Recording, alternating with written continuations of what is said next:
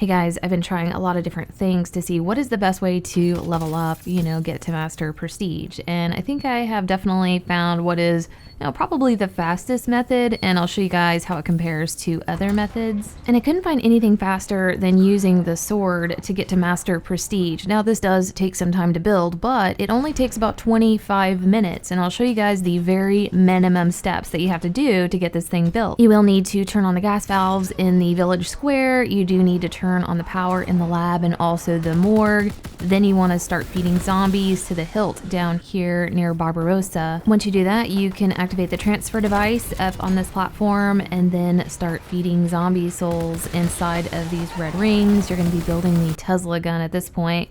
So once you feed the laboratory side, you can pick up that part and then build it right here. Then you want to start feeding souls in the ring headed towards the morgue. I think it's around 20 zombies for each side, so once you're done with the morgue, you can pick up the second and final piece for the Tesla gun and then place it in this machine right here. You'll just need to wait a moment for the transfer device to make it to the machine. Once it does, you can completely assemble the Tesla gun at that point. Then the next step is to complete the circuits. So you'll just run around the map and do all 4 of those. Once all 4 of those are turned on, you can start the tower defense. And if you guys had seen my video where I talked about like tips and tricks, it's really good to use the front line here for this step. You just activate the tower, run away as soon as it turns red and they're like attacking it and damaging it. Then you want to just, activate that front line. It's going to take the zombies away from that tower defense and it will finish on its own just fine. It keeps you from having to advance rounds, so just activate the other 2 right here. Again, wait for it to turn red and then either you or somebody else in your game can activate the front line to get the zombies away from that area. By then you should have a Brenner head, so you want to come to the courtyard and bust that statue by shining the purple light. And then I just go ahead and take the Brenner head straight down to this area right here and drop it in front of that panel to get ready for that sword step. Then just use the Tesla gun to release the battery, and then you're gonna have to feed zombie souls to it by using the trap. That's pretty simple.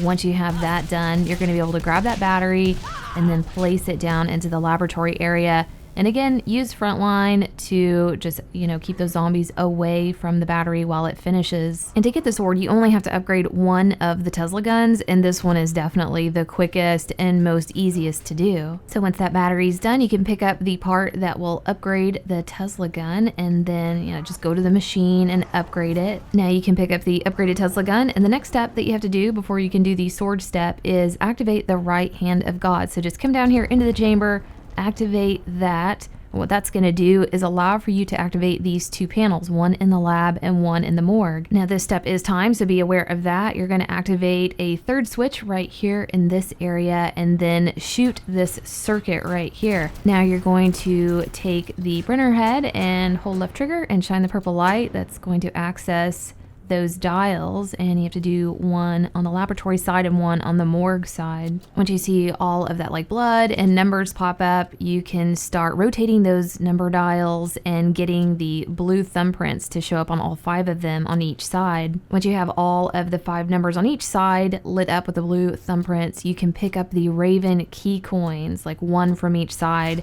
and it will fit together down into the chamber and it will release this sword right here. One thing to know is that when you activated that right hand of God, the blimp started to fly around in the village square and, firing electricity at the ground. Now you can just leave it there, or you can stop that blimp from doing it by damaging it enough to drop one of the batteries. And then you can just leave it there and the blimp will stop bothering you. Now I'm gonna show you guys a good place to go if you wanna use the sword and you want like really fast leveling up. You wanna get to like 45 or master prestige really quickly. You wanna get into the pub and you wanna stand in this corner right here of the pub. Now I'm not showing you guys how to get into the pub. It's a really easy jump up from a ramp. I've already shown it in like 3 videos, so I think most people know how to do that by now. This corner right here keeps you safe from some of the whistling attacks, so that can help you a little bit.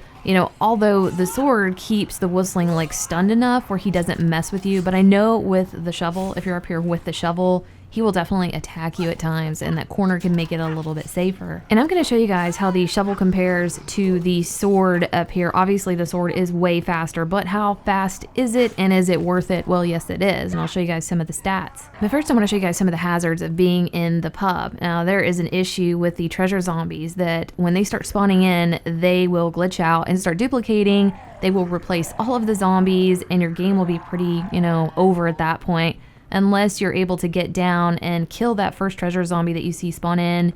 Yeah, you've got to do that, or they will start multiplying and you're going to be stuck with no zombies. And it's really difficult to kill these things in the higher rounds, and try to kill them all to try to keep your rounds going. It's impossible. So you have to be on the lookout for these treasure zombies at all times. If you see a treasure zombie spawn in, it's probably going to be down by the tower, and it's just going to be kind of stuck in a spawning loop. If you don't want to jump down from the pub because you don't feel safe, you can use monkey bombs to lure that treasure zombie towards you, and then just make sure you have, high-powered weapons to blast it. A lot of the times you can definitely take care of it that way.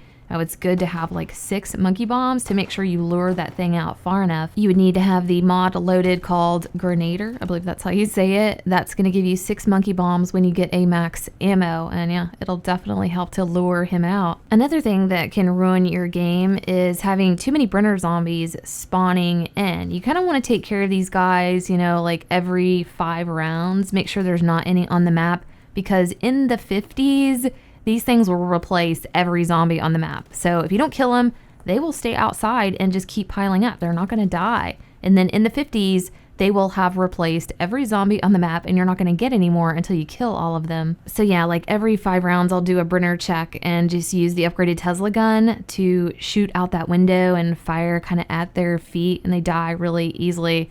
But you can see right here, this was me learning for the first time that yeah, you can't just let them pile up because there are no zombies. And now I'm being chased by a whole horde of 24 Brenner. Now I'm going to show you guys how good is the sword for leveling up. How fast can you get to Master Prestige, and how good is it against the shovel? Also, we tried different locations on the map to see what was the best. And it seems like the pub is the best, and there are several reasons for that. Now there is a spot down on the fire pit where the spawn rate is really fast, and that's great. But there are some major downsides to that. The pub spawn rate is not as fast as being actually on the map, in the village square on that fire pit, but the bomber zombies will absolutely destroy you there, and they kill most of your zombies, so they're going to be taking a lot of XP away from you and most likely getting you downed. There's another glitch in the laboratory where you can climb up this wall and get near that 2nd floor platform and have all those zombies pile, around you. And originally we thought that was great, so we tested it. But the problem was that it made the treasure zombies glitch out and start multiplying and duplicating. It's very difficult to, get down from that glitch and get back in it. So we were just yeah, that's not a good spot. Also, the bomber zombies, same problem. They will kill most of your zombies, and you will take damage from them too. So we were left with the pub being the best option for leveling up and just, staying in a glitch and going as fast as you can. And obviously you want to melee, because melee gives you 100 XP each time. It's way more than getting a headshot or a body shot. So we tested the shovel versus the sword to see, which one was better. Obviously the sword will be better, and I'll show you guys why. But with the shovel in the pub, going from rank 1 to 45 is going to take you 7.5 hours, and that's with double XP. Without double XP, it's obviously going to take you 15 hours, and you want to make sure that you have mods on that are going to strengthen your melee damage, and also you have to have the Slappy Taffy. To get to Master Prestige with double XP and the shovel in the pub, it's going to take you 75 hours, which is 3.1 days, solid playtime. Without double XP, it's obviously going to take you a little over 6 days. Now I don't have all that listed here. I just wanted to show you guys the best possible numbers and scenarios with these 2 weapons. Now let's have a look at the sword and also explain why it's better and way faster. So if you're in the pub with the sword and you want to go from rank 1 to 45, it's going to take you about 4.25 hours with double XP. And without double XP, yeah, 8.5 hours in the pub. For Master Prestige in the pub, it's going to take you 42 hours, so less than 2 days of solid playtime with double XP to get to Master. That's pretty incredible. without double XP, it's going to take you 3.5 days to get to Master Prestige with a sword. So that's still pretty fast. How the sword works is that it is a 1 melee horde kill until round 27, and then it becomes a 2 horde melee kill. And then it also has the charge attacks, which, you know, charges your melee and will kill everything very quickly. So you have to kill like 15 or 16 zombies to get that charge attack.